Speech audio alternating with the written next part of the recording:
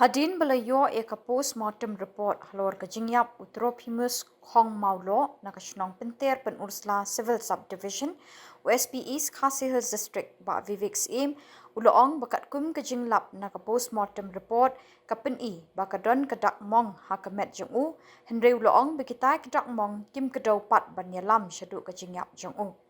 nalor kata uloong ru nalor kedak Mong lalap ru ikhtiar ki banep ki bedon haka kepo jengu Khubor menta na kaliang jeng ki pulit kidang apsi ki wepat ki report ban pentik kena ya kajing yap jong ni ubri. Nila iyo ke postmortem report dari kampat long pura atau report hakaba kala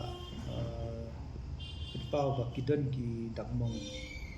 hakamet jong o bakran o hendrai